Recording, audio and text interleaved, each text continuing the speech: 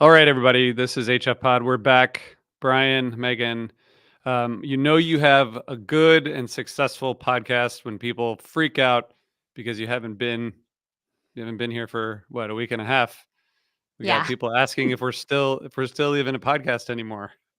The most inconsistent podcast in the face of humanity. I can't stand what we do and how inconsistently we do it. It's insane. We're so unreliable. It's embarrassing. Yeah. I mean, if you look at it, according to Apple, we've done I think we've done 680 episodes over 10 years, Not enough. which is more than one a week, but depends how you look at it. How you guys doing? Doing great. Good to see you guys. I'm great. I'm so happy to see you guys. I have to admit, I do kind of feel like it's been a while and I've really missed you. Well, Have you guys listened to a lot of Fish in the last 2 weeks? Yes. And a lot of new music, but a lot of Fish too. Yeah. A lot of spring 2023, actually. Not 93. Weird. That's you, Brian. You're ahead. That's weird. It's a weird thing to be listening to right now. So I just weird. kind of did all this. This was only 9 shows, so I just kind of did it over the 8. past 6 days or so. 8 shows. Mhm. Jeez. 8. Is it even a tour? I don't know. Well, RJ, that's an important question that someone will be in the chat. I can almost guarantee it. Arguing with us and maybe arguing with themselves over what a tour or a run is. But I'm curious your guys' thoughts because I've always been anti below 10 shows, but this had to be on there. There's very, very legit reasons. But what makes a tour versus a run? What do you guys think? Well, I think now we have to start counting these shorter tours because we're going to get a lot more of them. And that's the 4.0 way. And I think 4 isn't really a tour. That to me seems like a run. But I think, I don't know, 8 over maybe. I think even Trey on the last show of this tour, he's like, this has been a really great tour. I think it's a tour if they go to a bunch of different cities. If they're in one place.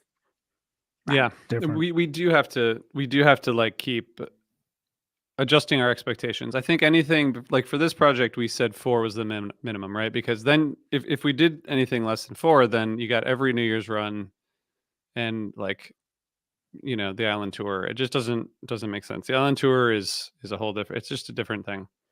But 5 would maybe not make sense either. 5 Maybe it's shows in 8. 5 different cities. Some people would consider that a tour. I wouldn't. I think that that's a run. I think that this is even technically a run, just a little bit of a run. Wasn't there like an argument about that in spring? We did. Yeah, we had a big one. But I think for the purposes of this, what are we going to do? Like top 8 show tours? It's basically like 4.0 in 2004. It's not going to happen. I think it's going to be 8 from now on for our purposes because that's what it is today. So that's it. There it is. I wanted to before we get into this, I was going to talk about this podcast that we've been working on called The Jam with Jonathan Shank, who's a really smart, cool industry kind of veteran who's been around for a long time and who's done a lot of stuff with the Dead and others. We've been working with him to put out this podcast this week. And basically the idea is he's exploring the idea of jam music through conversations with different artists. I probably mentioned it on the show before, but Billboard just released a piece about the podcast and about Jonathan and about our work with Osiris with the podcast. But the most recent episode that came out this week is Jonathan talking to Mark and Aaron of the Disco Biscuits, which is a cool conversation. So just want to give everyone a heads up about this podcast. It's called The Jam. You can find it on Osiris Pod. And then I also wanted to say we have 2 reprise shows coming up in June. June 13th at Milk Boy in Philly, 6/14 the next day in Woodstock, New York. Repriseband.com. You can get tickets. They're going to be recreating one Fish show each night. And we just are going to announce some more September shows soon. So come hang out with us in Philly or Woodstock, and we'll hopefully be streaming those shows also. Have they decided the shows that they're going to play yet? I wouldn't. No. We're close. What's your strategy with announcement? Do you like wait until they play and everyone kind of figures it out? How do you approach this? In terms of choosing the shows or? Mm-hmm. in terms of announcing what the show is? Well, that's something that we're debating right now because I think the question is, as we're like getting this band going, do you get more people interested if you say the show beforehand? Because eventually you want to not tell people, right? You want it to be like Dark Star, where you're like you go to the show and you're surprised and delighted based on what they play. I don't know. I feel like we still need to keep announcing the shows like a week before, but I I don't think really that's how want it to. works right now. Yeah, I What do you get you. guys think? I mean, I think that they rip enough that people should just go and see them regardless. And when you realize what the show is, and that kind of gamification of like, okay, they played these two songs to open the show. What theoretically comes next? You start jumping on fish.net while you're at the show. Um, that surprise factor, the kind of game aspect of it is really cool. Yeah. Yeah. And I wonder if we have to build up to that or if I mean, this is sort of an open, sort of a public focus group we're doing. But I don't know. Maybe we have to build up to that because we have to make sure that people know what's happening. And if you saw either of the shows from Nectars, you know that they like cover a show each night. But as we're building it, maybe we're going to announce these again. I think I know both shows, actually, but I think I it's can't cool to tell you do today. beforehand, just for while you're getting it going. I think it's kind of fun. Getting it But I going. agree Maybe with Brian. eventually. Like, eventually, it is really cool to have people like figuring it out in the moment. That's fun. But maybe wait. Interactive. I would wait the run. See what this run is like. Yeah. With the shows announced beforehand. Yeah, about a week in advance for these ones, Mhm. and then Yep. see what the turnout is and see what the reception is, and then pivot in the fall if needed. Yeah. Yeah, we did announce them for Burlington, and we had basically 2 sold out shows, so that worked well. But And Philly, they fucking rip. Friday, Yeah, and they they're were awesome. so good. They're They so rip. good. And And they it's also sounded fun to completely different night to night. Yeah. Like That was nothing else crazy. blew me away more than how differently they sounded one night to the other. That was, I mean, talent awesome, but like to recreate different eras of a single band on 2 different nights, come on. Yep. So hard to do. They're so great. They're so great. Adrian, Cal, Chris, Scott, they're awesome. Awesome musicians. It's super fun to be involved with that. That would be Thursday, June 13th in Philly, Friday, June 14th in Woodstock. I'm going to be at both those shows. I'm not sure if my wife knows that yet, but she's going too soon. Guys, we Don't worry, got they don't listen to this podcast, so it's fine. Yeah, None of our spouses do. It's fine. True. We got mail this week, physical mail from our friends at Sunset Lake. You guys hear Yeah. our mid rolls, our pre rolls, and all that, like the ads that are kind of part of our campaign. But we all really appreciate them. So I don't know what So else we much. want to say. I had a Yeah, I mean- focus today around like 10 o'clock. I had a couple meetings and then I had just a little bit of work to do before getting ready for this. And it like set me right. I was able to do a little bit of reading, some noise in the background, but I was able to do some reading. And then I'll have a vibe around 4:30 before I make dinner and I'll cool down. And it's never too intense. It's like the perfect level. You still could like file your taxes, but you also feel good. And that is like basically the zone that I want to live in at this point in my life. That should be love the new that. tagline. Yeah. Mine arrived yesterday and my girls yelled out to me, "Mom, your drugs are here." So I had a lengthy conversation with them about why CBD is not drugs. Yeah. But I'm a big fan. Like Brian was saying, I really love the Vibe gummies. They're perfect. They just give you that kind of edge off. So if you have kids, it's just like the perfect thing to have when you still want to like do stuff, but you want to like them. And I also really like the sleep gummies too. They're reformulated too. They're reformulated, and they're fantastic. The new sleep gummies. I've been Mhm. taking them since I got them, and they're really good. There's like a very small amount of melatonin, which I used to take a lot more than I do now, but it's definitely like great sleep. Mhm. I'm crediting them with it. They rule. Sunset What Lake else? has been in our lives for a while. They rule. Yeah, they're great. the And if you're best. in Vermont, they also have a recreational presence in Vermont. So check them out. They pay attention to everything, as you probably heard me say in the ad many times. But it's all true. What else do you guys have to say before we move on? I just wanted to tell everyone, give them a little update about Moment with Mag and say a new one is coming very soon. So if you haven't caught up, we've got ones with Cal Kehoe, Scott Metzger, and Tom Hamilton. And you can check those out on the Osiris YouTube page. Just Google A Moment with Mag. And they've been really fun conversations. these musicians have been so candid and so open, and we've got a lot more in the works. So I'm excited to keep rolling those out and see who's next. I can't wait to hear what you got coming. Thanks. So while we were talking, we got a couple questions in the chat about Reprise. So I'm just going to go back for a second. Is the show from a prominent tour or a prominent run? Philly, yes. Woodstock, yes. It's going to be awesome. And they're not from this. They're not like from the cities, like so in Burlington, we did a Nectar show and then a Sugar Bush show, which is in Vermont. We're going to do, state would probably be the biggest region for a show, some like in that city, some in that state. So anyway, it's going to be fun, but that's not what we're here to talk about. We are here to talk about Phish, I think, still. And I want to just start with a voicemail from a listener, a viewer, a friend who reached out to us about this tour. And here's what he has to say. Hello, HF Pod team. Hello, Megan. This is Tony. I'm glad to meet you at the Cap. I'm really happy you guys are back because I thought you just mic dropped after the Sphere, as like there's nothing better than what Phish just did at the Sphere. But so I'm happy you're back. Really excited to hear fall 2023. I'm sorry, spring 2023. And I just remember where I was when I got the text. I was laying in bed, stretching my legs, and I got the text that Phish just did a 40-plus minute tweezer last night. I'm on the East Coast, so I didn't hear much of these shows live, but that tweezer into Simple is 60 minutes of just pure amazingness. So I'm sure you guys might mention that today.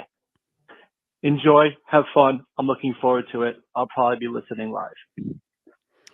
So we can't even take a week off or people start freaking out. But thank you, Tony. Brian, do you think that we will talk about that show or that jam? Oh, we're going to talk about that jam. My goodness. Every time you listen, it's just mind-altering music. The tweezer Simple, 60 odd minutes, 63, 64 minutes of just mind-bending Phish. We should actually probably start warning our listeners because we do have a couple of off weeks built into the next few weeks. Prepare them better this time. Not anymore. Yeah. And not anymore. We're just going straight through. Summer break is looming, which means Meg will have a lot of time, but also, not as much time because kids. Well, I guess you have older kids. They don't want to hang out with you, and they can kind of do whatever they want to do. But RJ and I have little kids. This summer is going to be insane, so we will be taking a couple weeks off here ahead of summer tour. So just be mindful out there. We have mapped out the year to get through all top 25 tours, plus some random shows, a couple more drafts. Like we're working hard for the money for you guys. Okay. Like we're doing everything that we can here to ensure that you guys get your HF pod. You know what, Brian, you know what I'm going to do live right now? I'm going to commit. We're going to do for those weeks, we're going to do a reissue of an old episode. Oh, that's so fun. I love that idea. Solves everything. There you go. Beautiful. You don't have to go a week without your HF pod. Yep. No. Just please make it Rob Mitchum's 42494 show. That is one of my favorite HF pod episodes ever. That's a good one. What about the two-parter with Wade talking about? That was going to be my other one. 99 with Wade. Those were killer. Okay, Megan, first of all, we're talking about the spring 2023 tour. Obviously, ranked number 18 by us, number 32 by fans. We're going off the map. It's an 8-show tour. Before we talk about why it's ranked where it is, which we'll have a question for you all to lead into that part. But do you want to tell us about this tour first? Yeah, sure. It'll be quick because there's not too much to share because people really know the context of this tour. But, we're heading into the spring tour, coming off a somewhat inconsistent year in 2022, but with a really strong MSG New Year's Eve run with that amazing 40th birthday celebration. I would say an uneven Mexico, some really strong moments, but they definitely started playing some newer sounds in Mexico, which was exciting. And then they head into these 8 shows on the West Coast. So 2 in Seattle, 3 at the Greek Theater, and then 3 at the Hollywood Bowl. there are 28 jam chart entries, so almost 4 notable jams per show. And I would argue there are other jams that are not jam charted that are fantastic too. So it's a lot jam packed in here. Just take note of Jam that, Charlie. packed. Yeah, Uh, that's for you, Charlie. jam packed. Jam packed. So, okay. We always start by talking about why this tour is ranked where it is. And, you know, if we could, we would talk about how these shows are rated on Fishnet. But, you know, We can't. we can't, so we won't. Someone's been Um, rating the Sphere shows, though. Is Okay. it like the admin? I just want to ask. Is it admin that rated the Sphere shows? Because they're rated number one. I now. know. It feels like there's like someone breaking in or something. It's Yeah, not, exactly. it's not great. Curious if admin was at the Sphere shows. And Yeah. just, you know, Yeah. It's just like actually these are the best. Okay. I don't know if I'm allowed to do this or not, and I don't know if we've mentioned this before, but I'm just going to do it. So when we selected this this kind of series, when we went through and selected the tours, we did a draft. So we each selected the tours individually, but then we discussed them as a group. So I don't think we've talked about who has selected a tour yet, have we? I don't think on the so. show? I don't No, think we so. did that last year in the top or the 40 for Yeah. 40. But I Yeah. don't think we've done that for this. Mm-mm. So, well, we won't start now, but I want to ask you guys because I don't want I to break do the kinda break wanna the know fourth wall. Who picked it? I don't remember. I Was it me? know. Oh no, I know Oh, who you it do? was. Yeah, and I want to know why you as a group feel that this is the 18th best fish tour of all time. Why is this ranked where it is? Is any of it trolling fans? Is it to make sure that people don't lose track of the fact that Fish is still making amazing music in their 40th year? Why is it ranked 18? Pound for pound, it's one of the best tours the band has ever embarked on. There's highlights in every show, like Meg said, jams upon jams. I don't think that there is a single show from this tour that I would consider quote unquote bad. I would re-listen to at least a set from every show of this tour, if not the full show. And then you get this jamming style that Meg talked about. They started hinting, I'd argue like the MSG 2022 run really ended 2022 on a strong note after a pretty inconsistent year. And there was a ton of effects that the band started pushing beyond like the kind of Jedi synth pedal effects we heard throughout 2021 and parts of 2022.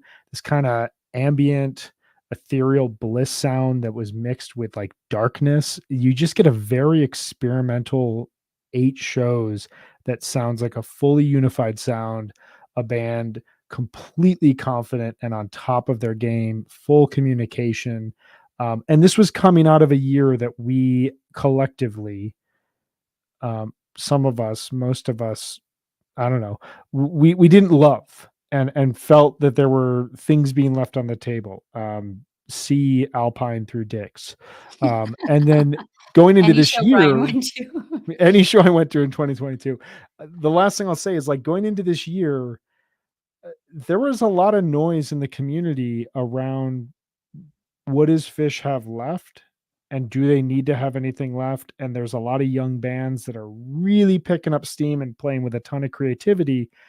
And does Fish have something left to prove? Do they need to? Have they said everything they ever needed to say? And then they came out for this tour and it was like, oh my God, they have a lot more left to say.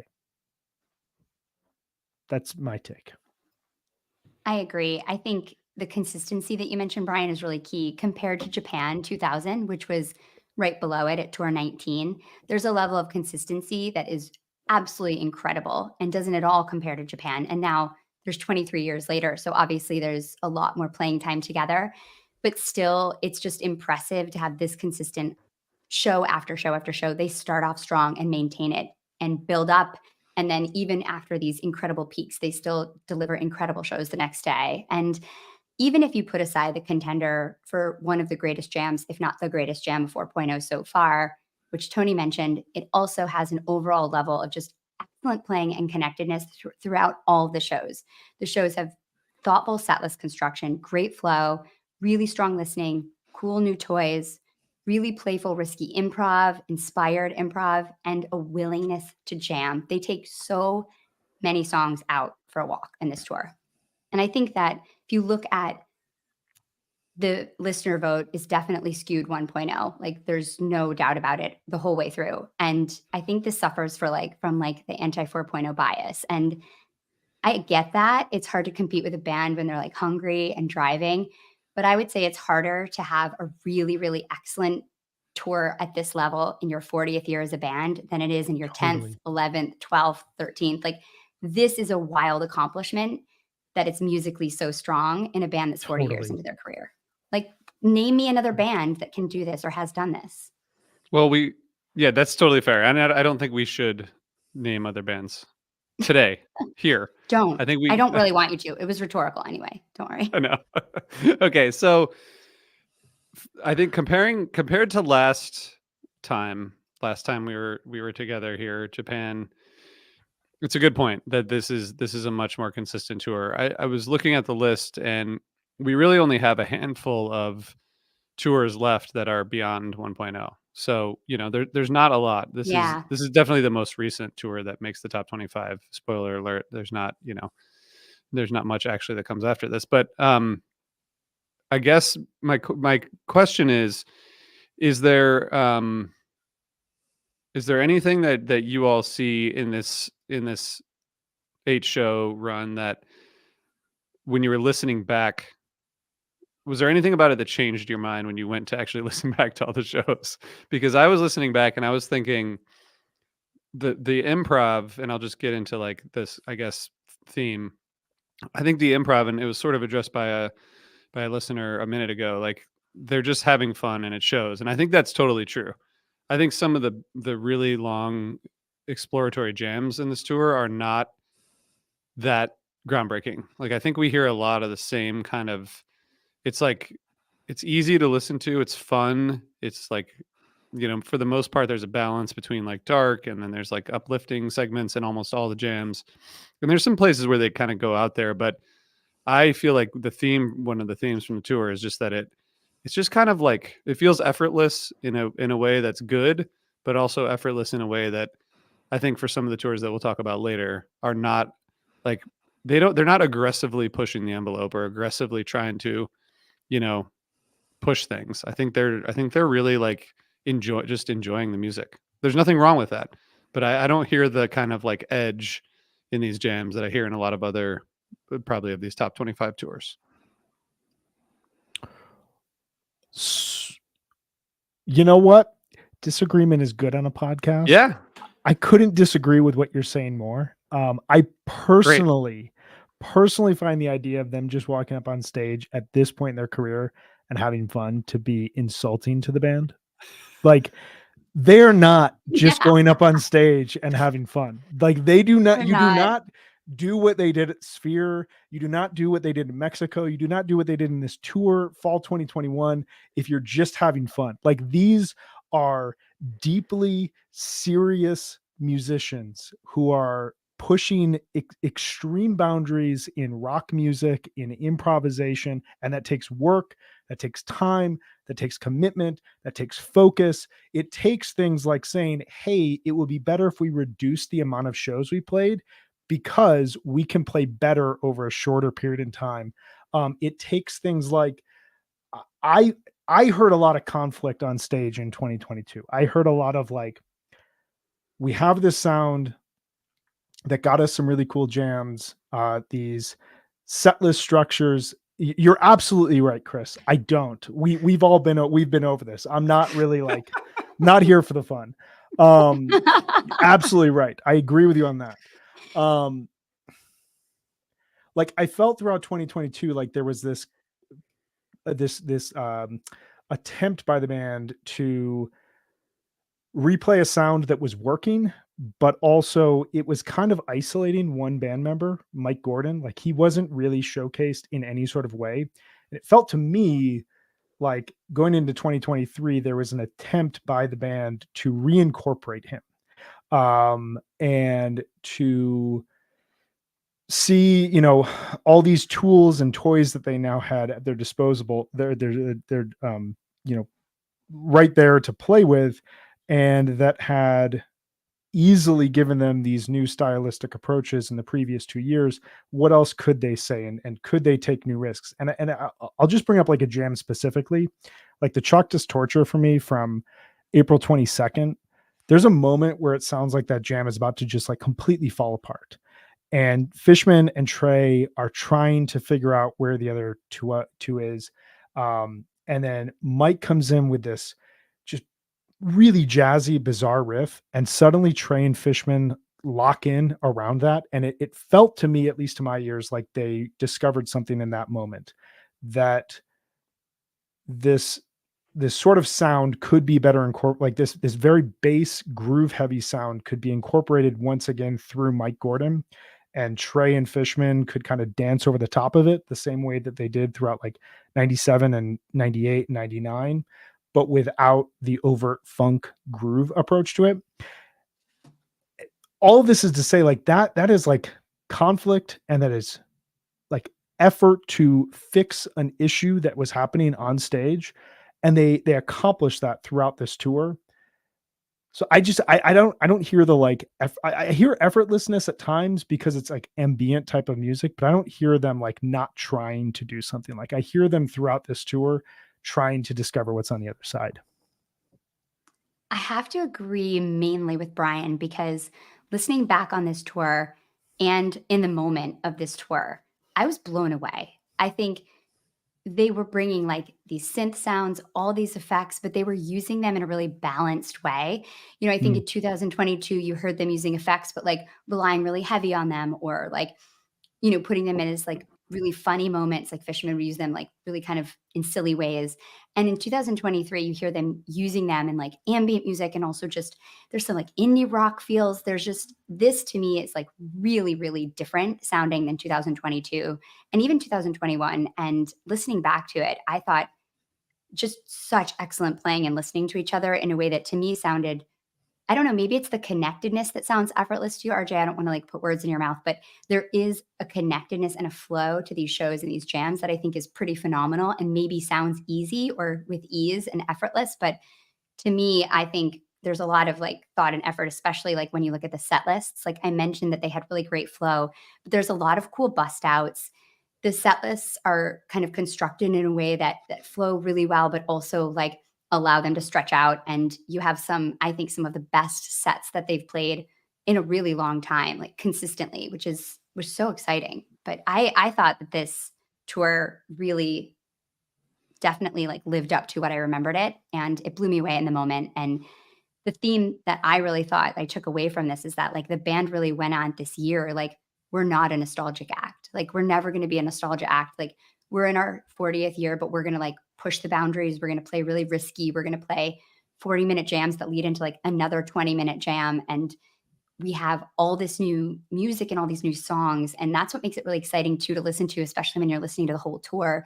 When you listen to some of these 1.0 tours, it's the same songs just over and over again. And it's so fun to hear them playing with such a wide catalog and jamming the fuck out of it.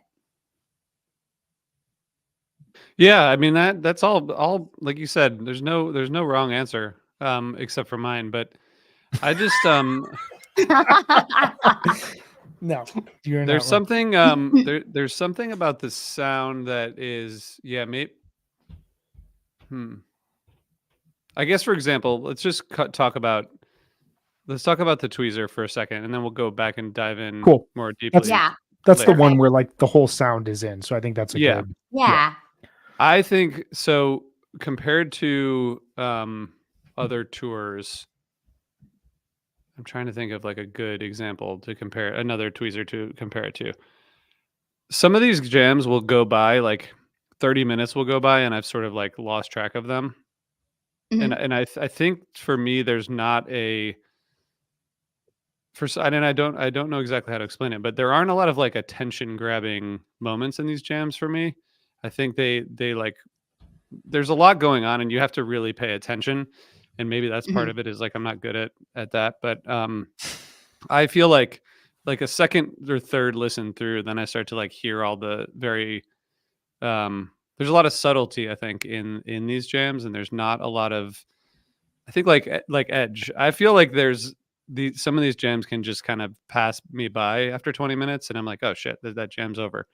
And I don't know what the reasoning for that is, but that I'll- happens to me more often now in this era than it does with previous eras. Mhm. I'll meet you in the middle and say one thing I noticed with the tweezer specifically was the first 18 or 19 minutes did feel a little, I don't want to say listless, but like it did feel kind of just like jamming for the sake of jamming. And I remember like in the moment being really pleasantly surprised by Seattle. I was not like, I wasn't totally stoked for this tour when it started. It was kind of the first Fish tour that I can recall where like when it started, I was just like, okay, I'll listen to these shows. I had the webcast package, but like it wasn't until the Wave of Hope and Golden Age that I was like, all right, I need to actually listen to this. But I remember like with this tweezer, like it's coming off of Up and Down first set in Berkeley, and it was there was definitely like I remember texting with friends like, okay, is this, what are we in for? Are we actually like, is this going to be, you know, it's an 8-show tour. This was like the first one to really crush in this sort of manner. The first 18 or so minutes, I remember feeling and listening back, it kind of hit me that there isn't a ton of chances being taken. What separates it for me is you get through that really heavy rock section from like 22 to 29 minutes, and they go back into the tweezer riff. And it could be over and cool. It's a 29-minute tweezer. They played a 29-minute tweezer in July 2023 that I didn't find to be that crazy. But from there, Fishman starts throwing in weird sounds. Mike comes in really big. Trey starts kind of adding just like dissonance and, you know, weird sort of effects to what Fishman and Mike are doing. Page goes crazy on the synthesizers, and those last 13 or 14 minutes, just like that changes everything for me. And then it goes into the simple, and the simple like almost picks up on the ideas from the back half of the tweezer and expands upon them. So I hear what you're saying. I do think that there is a shift at that point, because from there you get the Set Yourself Free, the Fuego, the Disease, the Chalk Dust, these jams that to me have quite a bit of edge to them. Yeah, I think that's fair. And Megan, sorry, I want to just to, I think in my notes I said you could kind of even say they're just fucking around for like the first 10 minutes of the tweezer, which is, I get that. which is fine. I'm not mad about that, but I do think you're right that my only complaint is that maybe this is coining a new phrase, is when Trey goes fishing for woos, you know, like later on in that part where it's just like, yeah, I know. let's do it. Can we do it? You guys want to do it? And then, you know, Fishing for woos. but then it like a lot of jams on this tour, it ends in this triumphant fashion, and that's really cool to listen to because of all that stuff you mentioned. At some point, it feels like it's like going to go, it could go into Down with Disease or be over, and that's before they go back into the main theme. There's many places where it could stop. And the only thing else I want to say about this tweezer before you do, Megan, is that this is probably the best and only acceptable use of My Soul is to play it right before. Yeah, exactly. Right. This is a perfect set of Fish, even with the My Soul, which is saying a lot. I feel like even with the My Soul opener, which is like the worst time for My Soul because you don't need to go to the bathroom because it's like the beginning of the set. You're already prepared. You have all your water filled up. You're like ready to fucking go. And they play on My Soul. You're like, Jesus. It's like, What are you guys doing? I know, but I don't want to spend too much time with the tweezer because I actually think there's like other incredible jams that I really want to talk about from this tour. But all I'll say is that I do hear that it being a little bit less attention grabbing in the first half of the tweezer. But I agree, the last 15 or so minutes, just it's so gooey, it's so sticky, it's super like interesting and like crunchy. You just want to like get into it. I love it. Even the section that's leading up to the woos, like I don't like the woos, but they sound so tight and they sound like that, you know, summer 97, just like aggressive, like swagger feel. That's just, I love that shit. So, and I think that the way that this set is crafted, this is a perfect set of Fish because the simple, you know, like you said, Brian, picks right up and then it's like composing on the spot, just so cool. And then it lands in like rock and roll, which is so emotional after like a jam like that. Like, Fuck yes, like hands in the air. Like that is just some perfect set listing right there. So yeah, what a great Yeah. set of fish. Absolutely incredible. Brian, we already had the debate about the simple being part of this or not. It does pick up is. on that similar kind of theme, like you Yes. said, and it has this similar conclusion of like the peaking, you know, triumphant. It's almost like a repeat of the tweezer, but not in a bad way. And like let's just keep exploring some of that stuff. Well, and it kind of speaks to like a larger theme I hear in this tour is, and I said a little bit about this, but like, what else does Fish have to say? You know, and Mhm. I almost feel like the simple being 20 minutes on the back end of this tweezer is this, you know, message of like, we have a lot more to say. Like, it may be similar variations of what we said before, like you are the band you are, but like they keep finding new sounds and new ideas to pluck out of this and new ways to communicate in past ways. Like you talk about that section, Meg, where they sound almost like 97 Fish. There are many examples over the last 25 years where Fish has sounded like a variation of 97 Fish, but with the new technology that they're using and the Mhm. new gear that they're using. Like that is a sound to tap in on, to explore, but in a different manner at this point in time. And that's so hard to do. Like I know I sound like I'm a broken record, but that is so hard to do. It is. And it's part of what makes them just Yeah. it's part of what makes this whole experience so wild at this point in time. Like Yeah. right now, we should just be talking about tours that were 20 years ago, but the band is forcing us to talk about the present. Well, and I actually like this is getting off track a little bit, but I do want to talk about this comment because this comment Richard said, I agree with what Megan said, but I also don't factor that into ranking tours. And I think he was referencing that I was saying because of the tours is now, it's harder to do that than it was when they were in 1.0. But I actually just wanted to point out that like I really did factor context into when I was thinking about ranking these tours. I don't know about you guys, but to me that was like really important, like where the tour lies, what it meant for the band at that moment. Like I actually really did think about that when we were thinking about ranking these tours. So I just wanted to like make that clear. I mean, context is the most important thing in the world. So Context, we could- baby, as Brian Brinkman says. I don't think you can do it. I mean, I don't think you can even. It's just part of like human Yeah. nature, you know. But I Yeah. but I do think it might be less. It's like less objective for the music, you know. But I also don't think that we can help it. Like by Yeah. saying like it's amazing that they are doing this at this point. Like I guess we say the same thing about like 94 because they were growing and yeah. Yeah, expanding, and exactly. there's a different thing. But we're almost giving them like a little bit of a break, you know, by being like in their 40th year, they're still doing this. So it's like more impressive than if they were doing it in their 20th year. Because it is. It's just harder to reinvent yourself 100 times than it Yeah. is to reinvent yourself once, twice, or 3, 4 times. Like it is. It's just hard to continually evolve your sound over and over and over again than it is to not or just invent it for the first time. This is like the we get into these arguments with sports. Like it's the NBA Mm, right now. So like if you watch any sports coverage, it's just hyperbole because no one is as good as Jordan, no one is as good as Larry or Magic. You better not be as good as Bill Russell. But also, last night's, you know, the last second shot was the greatest shot that we've ever seen since such and such a day. Yeah. You know, like hyperbole is everywhere in this, and so like it's hard to escape it. But I think when I thought of, and who did say this to yeah, come on. Tell us, RJ, who drafted it? Brian did. Okay. Yeah, All right. Brian. So I thought that would be obvious to everyone listening. Or watching. It wasn't even to me, and I was there. I have two things. One, there are 4 tours that we put into the ranking that were outside of the fans ranking.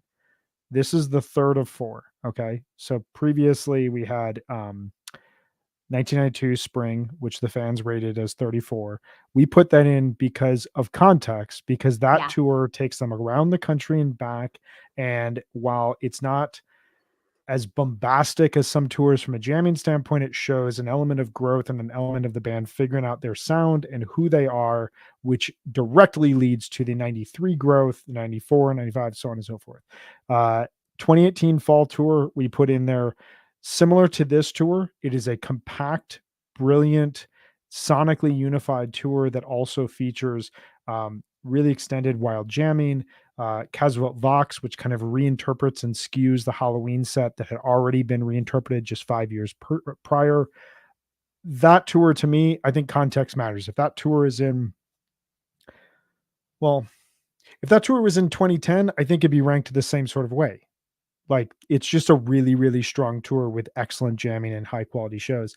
This tour, to me, I think the context does matter, but I also think if you put this Tweezer and Simple in 1998, it's one of the best jams of 1998. If you put it in 1995, I think it's one of the best jams of 1995. Like, it represents a side of Phish that is willing to explore, that is willing to jam, that is willing to test each other in the moment in ways that, not to harp on this point, but like doesn't necessarily show the fun side of Phish. Like, there's no Fishman gimmicks. There's no real joke songs in this tour. We talked about this with Jonathan when we finished covering it. Like, this tour didn't have the like jokey, goofy side of Phish. I It was kinda like very that. much like in a laboratory, weird, dark Phish. And if you put that in any other era of their history, I think it wins out. But I do think that the context of every other band in their 40th year is just being like, this is our sound, this is what you get. Phish is trying to figure out what else there is there. Megan, what jams do you want to talk about? I want to talk about the cities from Hollywood Night 3. I just love this jam. It was my favorite jam when we covered the tour for recaps. It's just, first of all, I can't believe it's in set 1. I just can't even believe it. It's such a great jam to be in set 1. Trey's tone is so perfect. It's melodic, it's dark, it's funky, it's spacey, it's weird. The end of it is just unbelievable. And then it's lands in Isabella. Like, I'm sorry, I was thinking about Wolfman's. And then this is like the last night of the tour, and they're just absolutely still just killing it in the first set. Just like, yeah, it's the last night of this tour. We're just going to drop this like huge cities. I love it. This is one of my favorite jams of 4.0. And it was at like 6:00 at night. This was the early Mhm. show. It's just, it's We're like gonna get weird sunset. right away. Beautiful. Brian, what else do you have?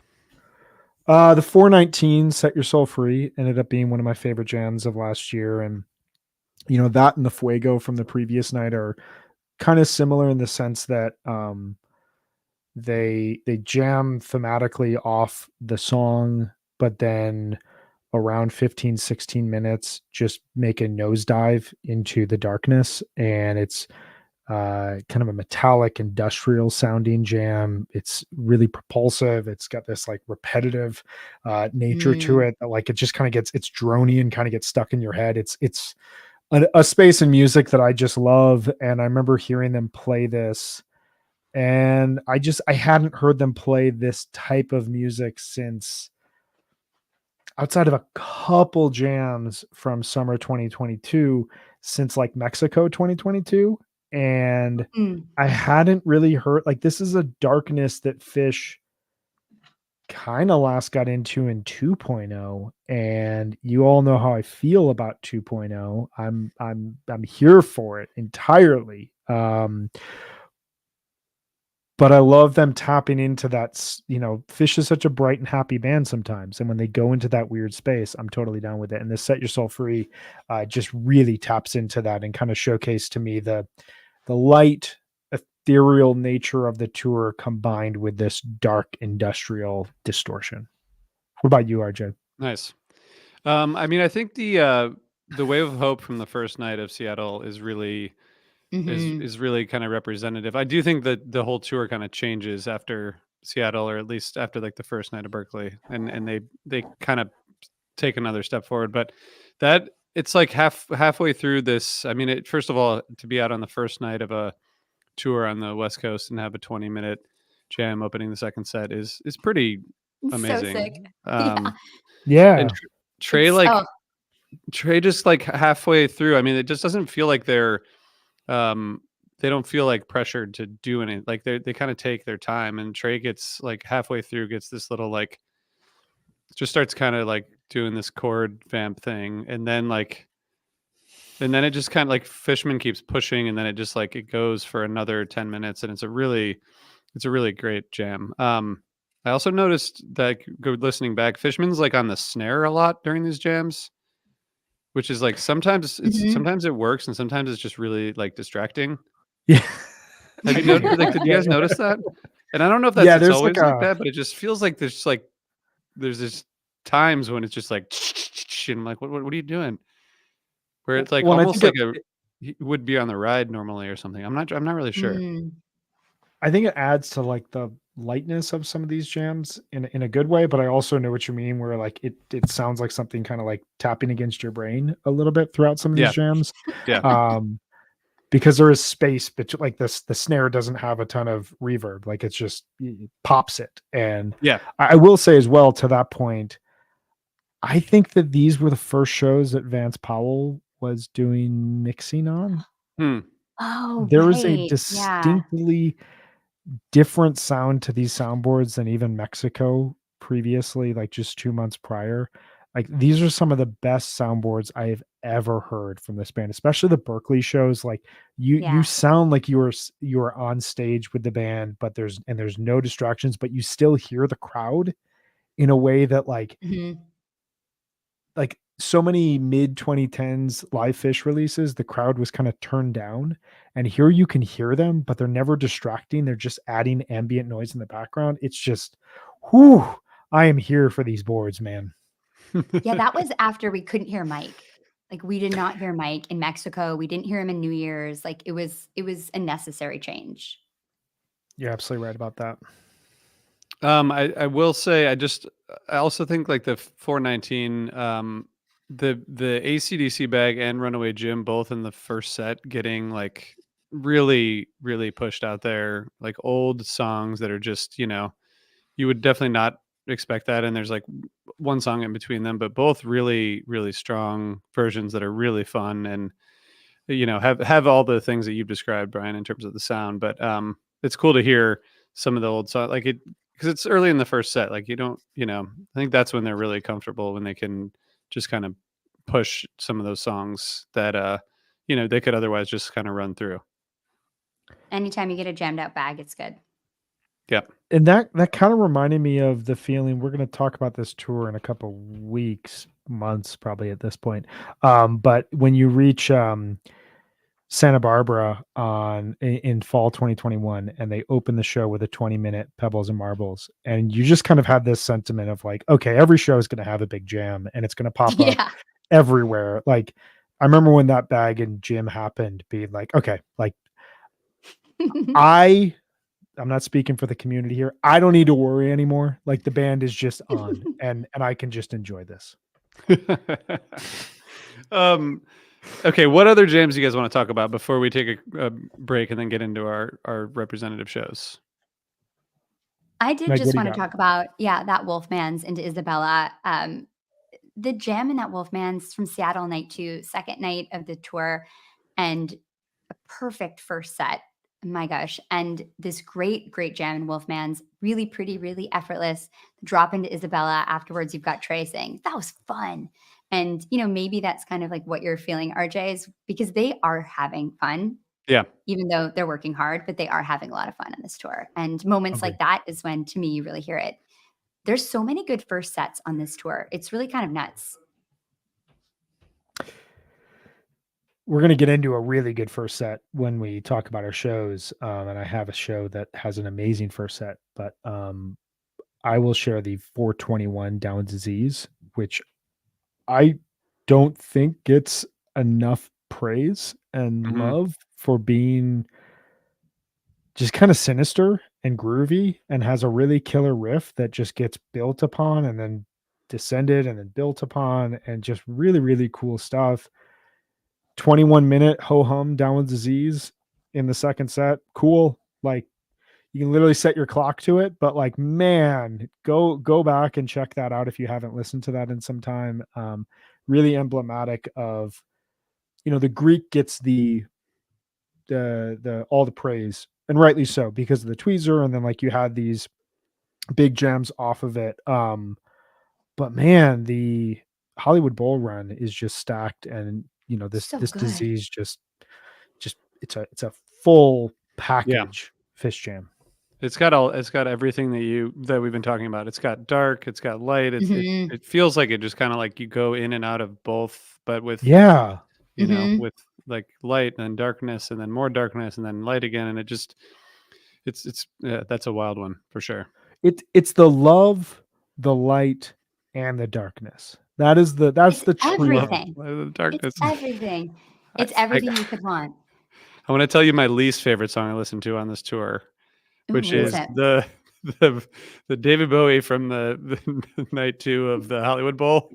There's like there's this part where like Trey and Fishman are just like not connected, and it ends up being like a 9-minute David Bowie. It's just like they tried it after this really good Ghost, opener, and it's Yeah. just like it's like, oh man, it feels like you're like you get a really cool Ghost opener, and you're like, oh sweet Bowie, and then you're like in the intro, you're like, Jesus, this is not. It's It not just gonna felt go like well. totally off. It was crazy to listen to. Brief shout out to our co-host Jonathan Hart, who has been long waiting for the big Bowie. It's coming back. We know it's coming back. We've been talking about it for like 17 years now. Um, It's a matter of time. Really? he stayed up for this show, and he and I were texting when it was happening, and Ghost opener, and then Bowie, and his text was just like, "Whoa," like this is the one. And Right. then the intro happened. He was like, "Well, they'll get it back," and then it ended, and he and I hadn't texted for like the remainder of the song, and it ended, and he goes, "Well, maybe next time." I thought you were gonna say he went to bed. He's like, "That's it. I'm going to bed. It's over." I'm Oh done. my 2 God. songs in. Yeah. All right, let's take a quick break, and then we will talk about our representative shows of the tour. And for this break, we're going to first, if you're watching live, that's it. But there's also a little bit of a coffee break here, because we wanted to talk about a book that we have all either read or reading currently, been reading. Yours. HF Pod Book Club, baby. I just finished this book about maybe 3 or 4 weeks ago, and Brian and Megan, you're almost done. I have like 165 pages left. Okay, yeah, that's I don't almost. want it to be over though. No, Brian, you're in the middle ish. Yeah, I'm in the middle, about halfway through. So this book is called The Bee Sting by Paul Murray, and best book I've read this year by far. I think it's going to be hard to top, but I read it, and then I just bugged Megan and Brian to read it pretty much every day until they both relented. Although Brian had read about it or heard about it from other people too, so it wasn't, people I have been bought talking it about the book. back in December and just hadn't read it yet. But no, you inspired it. It was there's something weird about this book that I can't really explain, but maybe Megan you can, or maybe one of you can. But the voice of the characters are super well developed, but all have totally different voices and perspectives. The writing is really out there, but the story is like very cohesive despite all these different perspectives and time frames and characters. And it's an intense and really like it's a crazy ride, but also like a really really fun book to read. It's so emotional. I think the amazing thing to me about this book is the way it's structured. It's each chapter or section, I should say, is from the perspective of a different character, which isn't groundbreaking. People have done that before. But he's really able to embody that character's voice. And Brian and I were just talking about this before we went live. You learn more about the other characters when you're reading other people's sections about them. And so when you're in their section, you're so focused on them and you feel so connected to their perspective and what they're going through.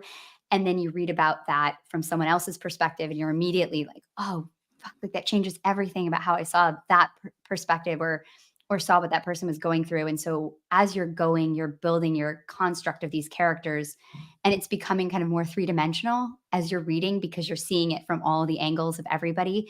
And it's so cinematic. It's so easy to picture yourself in all of these places. And it is also so hard because so many horrible things happen to these people and you're just watching it, but it's not it's not like A Little Life. I don't know if you guys have read that, where like what happens to those characters is so just terrible the whole time. You're just like, this is more like the everyday hurt that people go through, like those Yeah.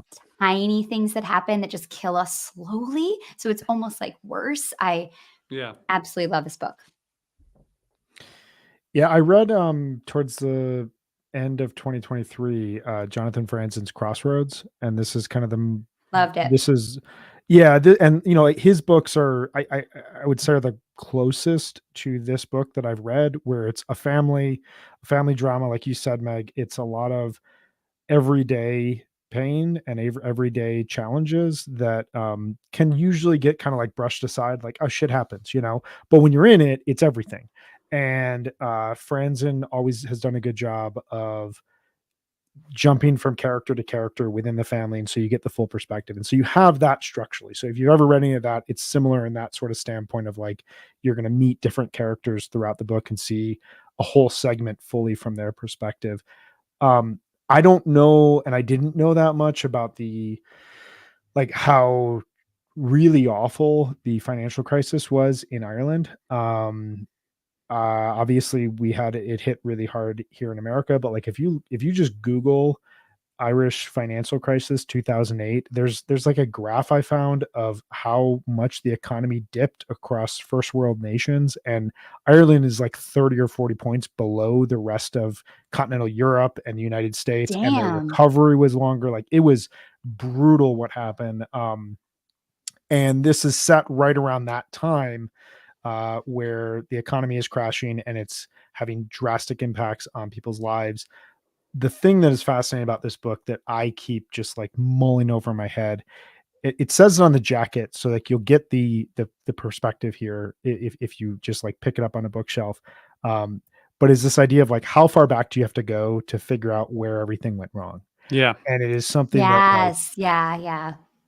I've been like, I've had that like idea in my head without ever being able to like verbalize it. And it's something like, the older I get and having my own family, and you know, knowing challenges I dealt with growing up within my family, and then knowing little bits and pieces just based on the immediate, you know, trauma you're dealing with or challenge you're dealing with about what your parents dealt with, but you don't actually know what that felt like for them to live in it. This gives you that experience of like going back in time and understanding who your parents were as they had dreams and they had ideas, and when those were crushed, and how they adapted and they changed and they continued with positive aspects of themselves, but also they fucking carry the hard things. And then you go through that and you suddenly realize like how it's going to affect you. And now you're seeing your kids and how it could affect them. It's very powerful, very heavy. And it also reads in a way that like I sit down and I just like crush 20 or 30 pages without effort. Like, there's no Yeah. trying in this Yeah. book. If you have shit to do, it is not a good book to read because you will not do it like I did this weekend. Just read it the whole time. All concerned. I was like, I oh, will no. say Here goes there's the also weekend. there's a comedic aspect to this book too, and like just how ridiculous some of the Oh, it's characters are. funny. You know, It's like really it's funny. very funny. But Because it's Irish and Irish people are hilarious, yeah, I mean, it's definitely myself included.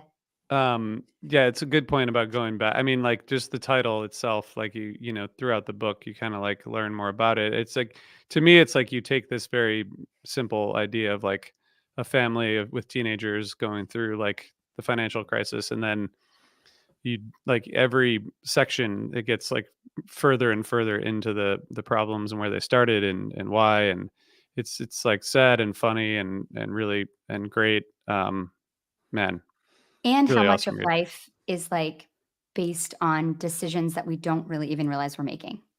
Yeah. Yeah. That's such a good way. Like, yeah, man. We could keep this going on, because like Yeah. that's like, you do something sometimes just for like convenience, and then Or because it 5, 10 feels years right. later, or it feels Yeah. right in the moment, and 5, 10 years Mhm. later you realize like that wasn't the right decision. Can I backstep? And you can't. Um yeah, it's Yeah. just an amazing book. I can't wait to like, it's a book I can't wait to finish, but also dread finishing. Yeah. Totally. I feel the exact same way. I know. The idea that, sorry, the last thing is like there's a lot of like points in a book like this where like there's a lot of denial among the characters where like Mhm. you kind of want to just be like, dude, if you just like you could like get out of this situation really easily if you stop like just avoiding the cause of this particular problem or issue. And that's like a really frustrating but also um thought-provoking way to have You characters can't help like going through characters, life. but you want Yeah, to. you want to. Yeah, Like, exactly. want to keep Exactly. being like, no, don't do that. No, that'd be really. You can actually figure out. You could like. There's a way that like all these characters end up in a totally normal life if they just like didn't kind of deny some of the things, which that's the whole point of these perspectives, right? You can't just like decide not to address this particular thing or that thing or whatever. Well, and it's like human nature. It's like when you are in a crisis, you try to find the easiest way out and then you find it and then you're like, great, I don't have to think about that anymore. But then the problem continues to like Yeah, grow because you've just yeah, like put the band-aid on and you just see them putting like band-aids and band-aids on and there's just like blood leaking out and you're like, don't do yeah, that. Like yep. so many times in the book, I've just been like, my stomach's hurt. And I'm like, That's a don't good do that. way to put it. That's a good way to put it. The I'm at a Band-Aid. point where I just am seeing like a freight train coming, and I'm just like, Yeah. I can't stop it. I just have to deal with it. I do have to say, RJ, you are going to have to join Megan and I and read Northwoods very soon because we will Yes. need to talk about that because currently that is my favorite book I've read in 2024. Wow. And one of my favorite books I've ever read in my entire life. And I desperately want to hear your thoughts on it. Yeah, same. It was definitely one of my favorite books of the year. I haven't decided yet. I've read so many good books this year, but it's up there. It's evocative. It has not left me. It's just such a powerful, beautiful, beautiful book. It's haunting. I'm ready for it. It's on its way. Okay, so this was a little coffee break brought to you by our friends at Arostia. Fan who roasts his own coffee, arostia.com, AROASTIA.com. If you want to get some of his coffee, it's really great. We've all had it. You can use Osiris at checkout for 10% off. Thanks for the coffee break. Okay, guys, let's get back into this. Our premise here is our 2 don't miss shows of the tour. So between the 3 of us, we can cover basically the whole tour. But what's a don't miss? Perfect. What's a don't miss tour or don't miss show for you, Meg? I would say Hollywood Night 2, 422.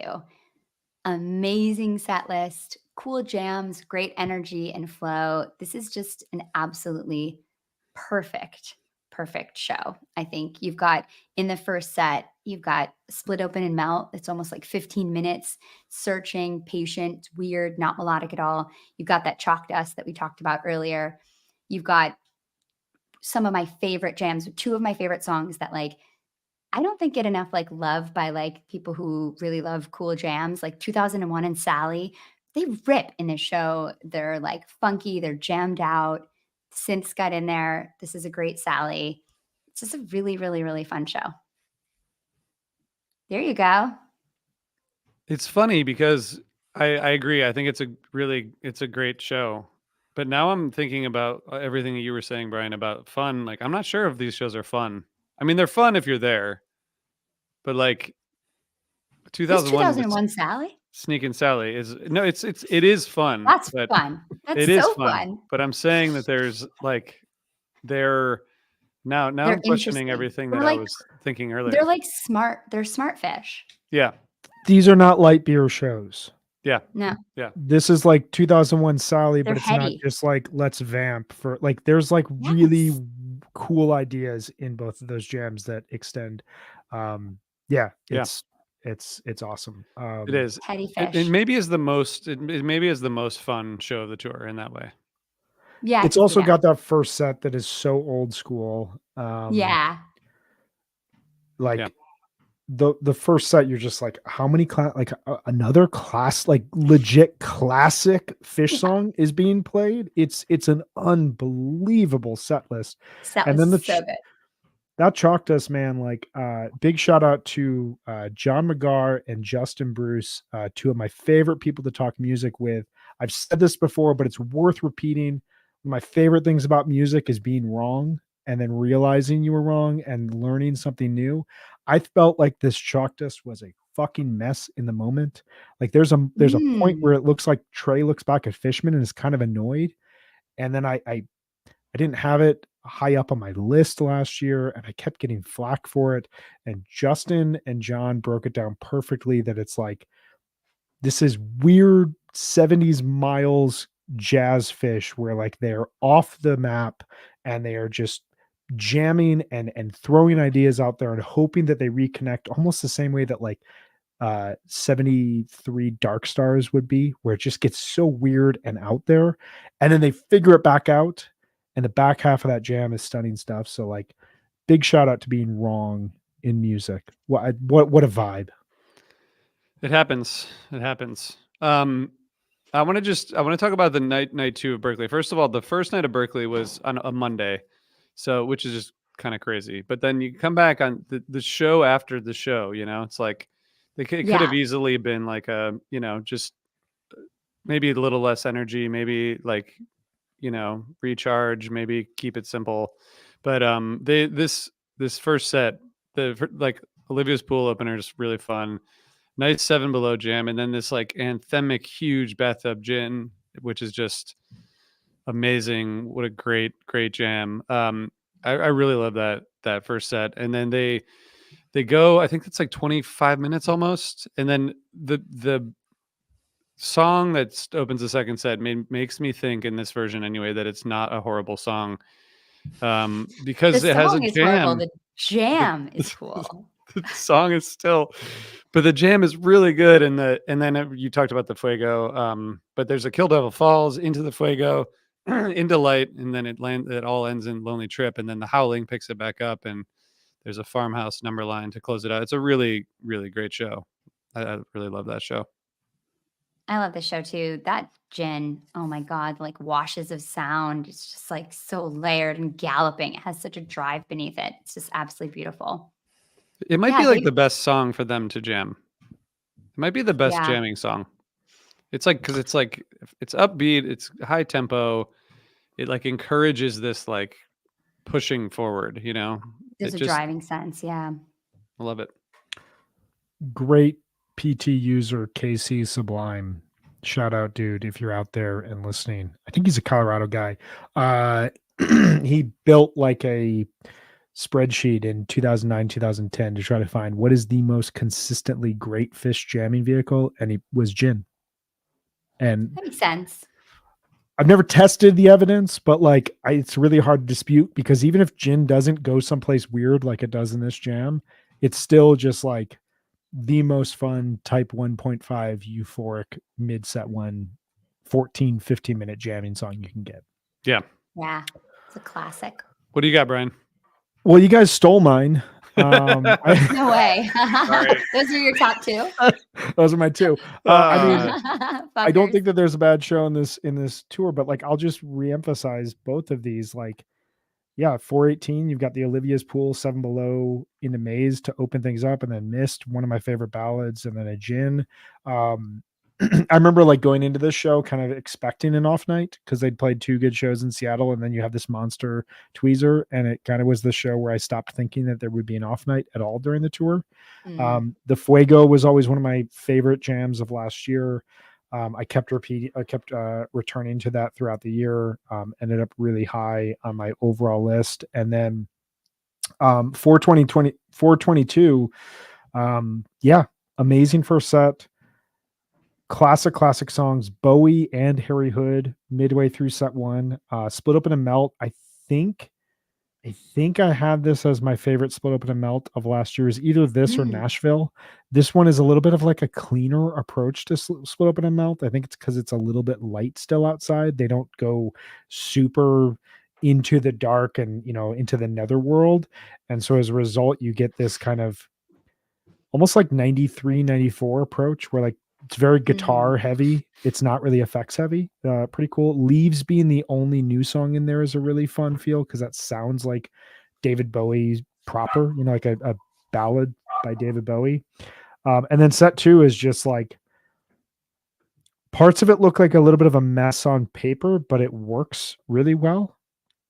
Killer Chalk Dust, great segue into Twist. 2001 Sally is amazing. Back on the Train, for some reason, they were playing like deep in set 2 during this period in time. And I don't know if it totally worked, but like it's kind of a extended little take. So just great stuff here. Really, really just outstanding. I would say if Fish were to, in like 20 or 30 years, release a show on vinyl from this tour, 422 is the show that I would recommend at that point in time. Just give it a nice release, classic material, maybe edit out the David Bowie. I guess you kind of have to keep it, but you know, I would love to hear this on wax. I was going to say that because we have a live Fish release of all these shows, I was actually going to ask what you think the vinyl release should be. So there it you is. got it. 422. Meg, do you have anything else on your list? Yeah, I really love the Greek Night 3, 419. I just think this show's incredible top to bottom. You've got Jammed Out Bag in the first set, like we talked about earlier. Excellent version of RJ's favorite song, 46 Days. And I want to shout out the mics, Beneath the Sea of Stars groove. Like that is such a cool Mike's groove. You've got Mike's is so in the pocket. It's so authoritative and strong. And then I love Beneath the Sea of Stars. It's like the landing spot there. It's gorgeous, psychedelic adventure. And then you've got the fun bust out of Cool It Down. And then you've got that 6 Set Your Soul Free that Brian talked about into What's the Use. Like this is, there's some really good stuff in this show. Yeah. That's all so good. I just want to say quickly that the guy if you are the guy who was yelling during Sea of Stars, you shouldn't go to any more concerts, let alone Fish concerts. It's just like, come on. Stop. And that Sea of Stars too is like gorgeous. It's psychedelic. It's so pretty. If the guy was having fun, is that okay? I don't know. Let's ask the listeners if that's you can only have fun a certain kind of way. You have to be silent. The Sea of Stars definitely deserves more listens from people. Yeah. There's an amazing it reminds me almost of the light from the Greek Theater in 2010, one of my favorite early 3.0 Fish jams, where Trey is just stringing together bliss riff, quiet bliss riff after quiet bliss riff. Like he's not trying to blow your hair back. He's not trying to shock you with how fast he plays. It's all melody. And that's really hard to come up with on the fly. And he just does it in this jam in a way that I kept returning to that all throughout last year. Just an amazing version. It's beautiful. I mean, it's like Sea of Stars is Fish's Dark Star, you know? So like if you're not on board with this, I don't know what to tell you. I just want to talk quickly, just the opener, the first song at the Greek, Curtain With, which is just such a great way to open a set. I think that set is perfect. Like, I actually really like that set. I think the flow is really good, but if you look at the set list, you would probably not want to like spend too much time with it. It's kind of like the go around and like everyone just do a Page song. Now we do a Mike song. Right. But Curtain With has only been played since 2014, 11 times. And 7 of those are set 1 openers, which I think is the right placement for it. But before this one, it had been 117 shows since Camden 2019. And they just don't do it very much anymore. And probably, that's fine to space them out a little bit. But if you get a Curtain With opener, like you're in for a good show. I think that really is a great way to start this show. It's a very good palate cleanser. It's emotional. It's got the proggy aspects, and the fact that like we get regular Curtain. I mean, you're right. They don't play it that often, but like when they play Curtain, they play it with is something that if you went back to the 90s, people would have no idea what you're talking. Like they wouldn't conceive of that. It's a very cool aspect of modern Fish. Yeah. I've never seen it ever. Wow. I'm just looking at it and I was like, I just said to myself, I don't think I've seen it in a long time. And I just looked and I've never seen it. Wow. Man, I hope you do. It is something to behold. Yeah. I'll probably get that this summer, probably in Grand Rapids, right, RJ? Yep. That would be great. Maybe at Mondegreen. I could see that. I hope it happens when I'm with you. That's all I'm saying. I think it's been since 2018 for me, but a long time. Okay, so I think maybe we've covered it all. I guess I think the only jam maybe that we didn't touch on at all is the Golden Age from the first night. I love that Golden Age too. Which is really fun. It has this like Pink Floyd vibe, like very, very psychedelic. It's out there. And then, I mean, like all the jams in this tour, they kind of like get out there and then come back. And it's very like a lot of these jams really wrap up in just such a good way after like being way out there. So this was really fun. I guess, go ahead, Brian. Just 3 other jams. I won't go too much Yeah. into detail, but the 421, Everything's Right, and Blaze On, very much in line with what you're talking about, RJ. They kind of get out there, they stay a little bit more in the bliss melodic zone, but then they come back nicely. And then the Mr. Completely from 423, which features just some outstanding Trey leads. So those 3 jams, like to kind of round out your overall tour listening. I think that they kind of speak to the samey bliss space kind of sound that we were talking about earlier in the episode, but I think that they work really well and are just a good complimentary listen throughout the if you're going back for like where are the highlights everywhere. I also just want to say, if you're listening to that Mr. Completely, you should listen to the song I heard the ocean sing too, because Don't let the 9 minutes deceive you. Don't let the so 9 minutes good. deceive you. It's Yeah. so funky, and it gets to some really good stuff, and it's cool little sandwich in there. Well, okay. Sorry, go ahead, Brian. No. I was just agreeing with Meg. I That think sandwich, good. good. It's a good sandwich. Good. Go open face club sandwich. All right. So here's what we're gonna do Ooh. next. Do you like that, Brian? I do. I love club sandwiches. I Yeah. made a really good sandwich this weekend. What kind? It was a halloumi BLT, but without bacon, but with halloumi instead. And I put Wow. pesto on it. Yeah. Oh my god. That's like summer, early summer to me. I What like kind of bread did you use? I use like a really nice sourdough toasted very lightly. Mhm. And then you get Mhm. some pesto and like a really nice vine ripe tomatoes and some lettuce. And then I get the halloumi pan really hot and then just like Yeah. get that halloumi like How thin was the halloumi? I do it pretty thin because I like it really crispy. So Yeah. it's pretty thin. Mhm. Yeah, I don't Amazing. like thick. That's gross. It's like gotta be thin. Yeah. Wow. And you can layer it like if you want more. And you can put bacon on there too. But Yeah, you should, but I mean I made bacon as well, but I decided to just have the halloumi. it's a HLT then. Exactly. I I didn't know might how have to to say go- it without the BLT. I might have to go to Mead Street Provisions at some point this weekend. If you guys are out there and you want to sponsor us for Sandwich Corner, I'm more than happy to advertise sandwiches on the pod. Hell yeah, me too. They're my pre-show sandwich stop before I go to the Mission or Red Rocks, where you can bring sandwiches in, which is an amazing thing. Before we go to the Dick's lot, we stop there. Just killer stuff. Brian saved my life with the sandwich at Red Rocks because I was on my own out there in Colorado. I didn't know what to do. And, I was hungry a lot of the time. I was just like getting by. Oh, man. Suffered through night podcasting. one. We had Suffered through night RJ one. just like hanging with us, and then he Had to left. listen to And Goose was SOS. like I twice. had so much fun, except for Labyrinth. Twice. It was so fun. Labyrinth was the best part of the show. Oh my God. I just remember Brian turning to me being like, you have to eat something. Like you have some of this sandwich. I was Look at like, that. Okay, thank you. He helped you. Tony, Please. thanks for listening to us. You'll like it. One more listener viewer comment. For those who went to the Sphere, has it spoiled the concert experience? We don't know because none of us went. So simple answer. Also, no, because we want to see fish like I want to see fish at like a summer lot, I want to see fish in the summer at sheds and like, Yeah. eat grilled cheeses and drink beers and Let's I like do that the vibe. I'll do Sphere that. once a year. yeah. We'll all go there at some point. I'm sure it's Yes. an outstanding, unparalleled experience. But yeah, you're absolutely right. I want to see fish at Dick's. I want Kuroda. I want sounds bouncing everywhere and not being perfect. I want MSG fish too.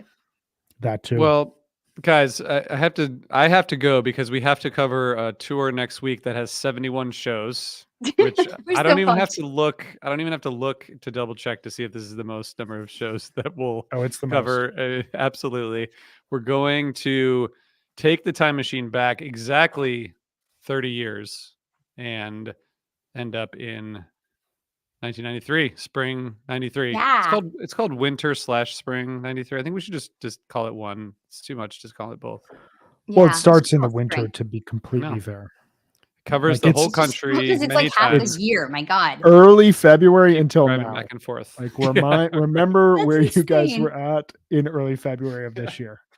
They Is just that keep true? driving That's back and forth insane. across the country like dozens of times and playing shows. It's crazy. Yeah, Tireless. February like 3rd to like May 8th or something. I mean, Yeah. but so much Wow. happens. It's going to be a really really fun. It's going to be a fun tour to cover. So we're going to spring It'd be fun. 93. This is a fun tour. I So will much even fun. admit it. I have fun listening to it. Wait, can we just this really quickly? The best was the shot of Brian in the crowd at Eggy, and he had his like arms crossed, and he looked so serious. And I just was like, I fucking love that guy. It was awesome. Brian takes his Well, jam seriously. He does, and some of us are just dancing around and acting like goofballs. Not Brian. Exactly. Me and Brian RJ are takes like, woo, like, just like acting like Brian's- idiots. Brian's like thinking, remembering. That's why he can talk about this stuff so eloquently. And RJ Yeah. and I are like, I think it was Yeah, it good. was It was great. really fun. So fun. So fun. But it's gonna be fun to go to Spring '93 because that's a big step forward for the band. But Big man, time. we got a lot of prep to do. So thank you guys for joining. Thanks, Brian. Thanks, Megan. We're gonna see you guys back here next week. Yeah. See you guys.